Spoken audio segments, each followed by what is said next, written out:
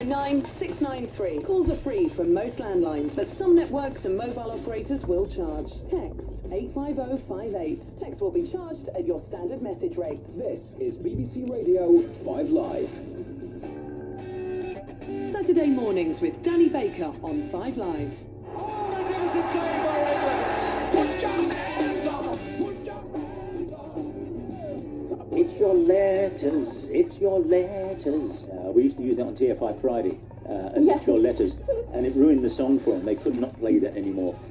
Ray Clemence is good enough to be with us. Good morning, Ray. Morning. Thank you very much for being here, because we had that, the fella who's in goal for Tottenham right now, Brad Friedel, the other week, and we were teasing him about being from Ohio, and your honest-to-goodness roots couldn't be better, because you, my friend, are from the seaside, aren't you? You grew up at the seaside. Correct. I was born in Skegness in Lincolnshire, and stayed there until I was 17 years of age, and then moved on. Were you 17 when you left Skegness? Yeah, I actually stayed on an extra couple of years at school to. I actually was trained to be an accountant. Thank God. Were you really? I know. Thank God I never made it as an accountant. But you were casual work at the seaside. Didn't you do deck chairs for a bit? I did. In my early days, I drove donkeys down the beach. Did you? Worked in an ice cream parlour. Wow. And then my last job. Jobs. Yeah. Well, I mean, in those days, the money was so bad in football, you know, that you had to obviously a job in the summer to keep you going. So, and my last job before I moved to Liverpool was stacking deck chairs. And the seaside life itself, I mean, it sounds idyllic, you know, to actually be a place like Skegness, which in them days must have been absolute prime destination for people. Well, certainly from the Midlands, most people from the East Midlands used to come there. There used to be a big Scottish week when they all came down and drained the pubs of every amount of beer that was in Skegness. And does it follow that you're good at things like, you know, in the arcades there, you'd be pretty good at knowing when to put your, well, it'd be pennies then, I guess. Yeah. You know those things, those shells that move in and out and push the pennies off. The penny cascade, you're pretty good at that? What I was pretty good at is because I actually worked in one of those arcades as a cashier at one stage. And at the end of the day, you used to go behind those machines where all the pennies had dropped off. Oh, and go over the nice little bonus. I don't hold you responsible for any of this. And this is, you know, and we'll get down to the nuts and bolts of football in a minute, probably. But those cranes that come down and pick up soft toys and things, right? And they pick them up and then they drop them. They're greased, aren't they? That's a racket, isn't it? Did anyone ever? Certainly, I never greased them, so it's nothing to do with me. Yeah, but there's no way you can pick those up. I've never seen anybody successfully crane a toy out of there. No, neither have I. No. And a good fairground was there at Skegness? Yes, very good. And obviously we had Butlins Holiday Camp just outside Skegness, and I worked in there. That's where I worked in the penny arcades there. So. Genuinely, I envy you that, because it just seems to me that an absolutely, you can keep Tom Sawyer. Way to grow up. Yeah, really, genuinely great way to grow up. Yeah, no, I enjoyed it, and the only thing with the seaside resort, obviously, in the summer it's buzzing, there's things happen, and then the winter comes. And the tumbleweed goes down the street because there is nothing happening. No, I guess so.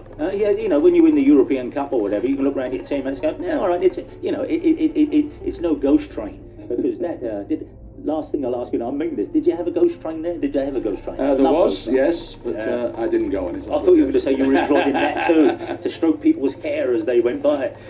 When you turned pro, and your career is as absolute solid gold as anybody's, and you know that, do you remember the first goal you conceded as a first-team pro?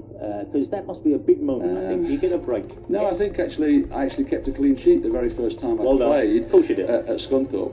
But my first recollection of letting goals in was probably about my fourth game in my second season. We went to Grimsby Town, local derby, Scunthorpe versus Grimsby Town.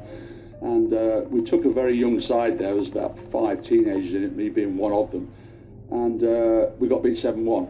We got beat 7-1, and I had a particularly embarrassing moment in the second half where I think we were losing 5-0 at the time, and the ball was played down to the right-hand corner flag, and I came outside my box, and instead of just kicking it into the crowd, I tried to delicately chip with my right foot, which has always been useless anyway.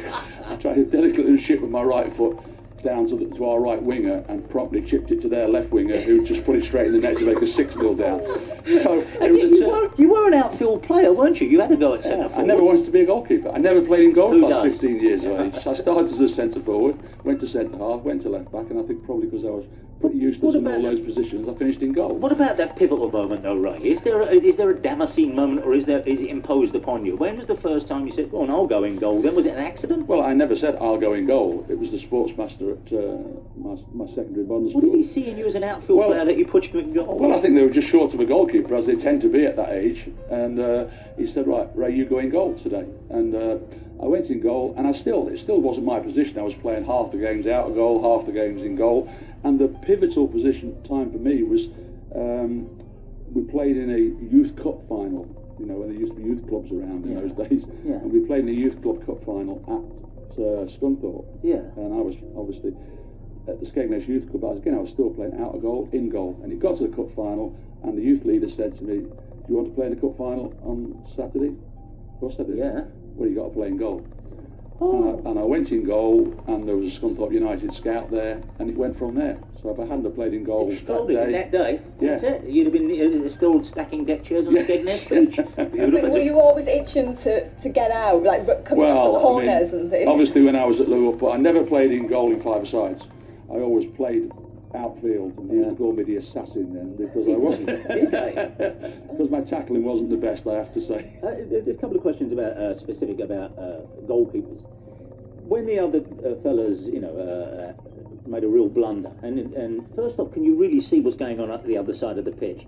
And do you actually think, "Oh, he's having a stinker, he's having a rotten game"? Is there that affinity between the other fella, between the sticks and the other end? There is definitely a goalkeepers union, because anybody makes a mistake the other end, we've all been there. Yeah. So we know how he feels, we know he hasn't meant it, and he's got to recover from it. So yeah, definitely, it's nice that you're winning because of his mistake, but as a goalkeeper to goalkeeper, you think, well, that could have been me. And that's unique amongst any other positions. I don't think forwards necessarily see another forward miss an open goal and think, "Oh, you actually do feel sorry for Yes, you do, definitely. Okay, my favourite kind of weather in football matches, which you don't get a lot of anymore.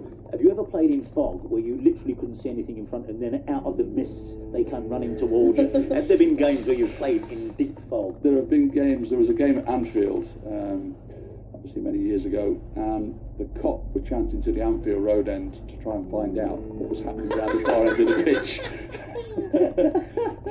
So there was banter going from one end of the pitch to the other, because the people couldn't see past the halfway line. Is that the worst weather to keep goal in? Because it is, yeah, because you tend to, what you do as a goalkeeper, you're trying to work your position off. Wherever the ball is on the pitch, it might be in their penalty box, but you'll be working your position off that. Yeah. But if you don't see it till it comes in your half, you could be thinking it's coming over here, and it actually comes from the opposite side of the pitch. You've no idea where it's coming from. You don't get a lot of foggy games anymore, and I must say that to me is the best weather to see football in as a supporter, and closest to it as a goalkeeper. Are goalkeepers these days, you think, going the way of, cassette recorders and TV repairmen? It does seem as if there is a dearth of really good goalkeepers. When you were playing, you had to really fight for an England place, or people fought against you for that place. Are there less goalkeepers around now? I think there are obviously less English goalkeepers around this moment. How?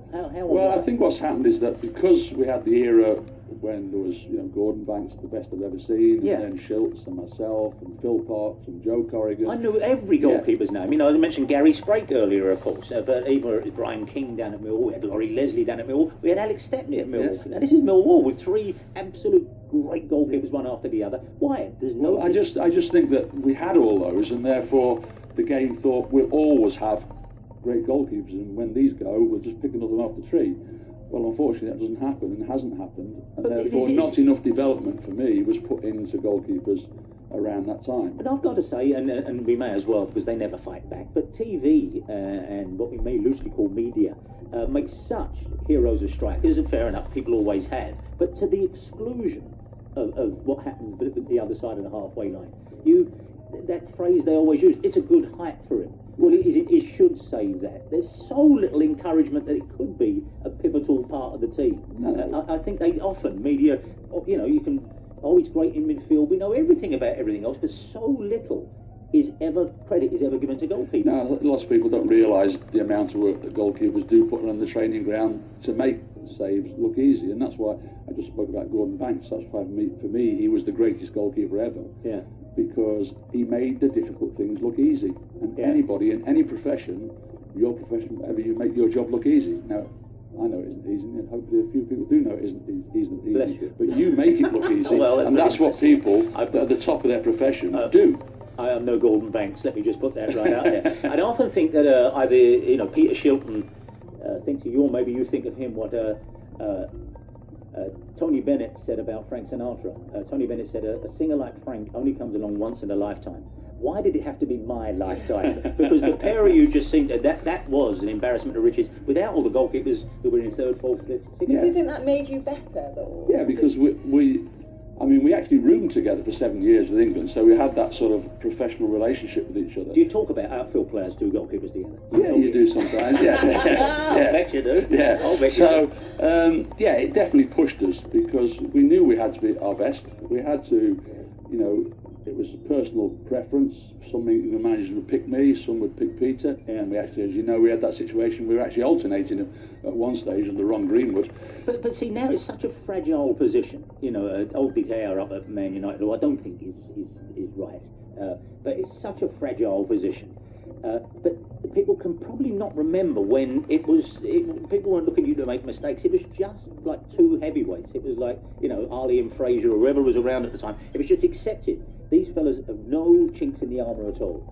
And now goalkeepers, everyone's waiting for them to fall over. You were just literally the top of your game. Well, we did have chinks, but we hid them well. Well, you told us it in 7 once. You told us it in 7. When we return with our friend Ray Clemence, we're going to be discussing the always tricky problem of where do they get their caps from. The ones they wear during game, not the England one. We're going to travel and we'll be right back. Amy! Just on a M90 southbound, there's some debris on the road following an accident.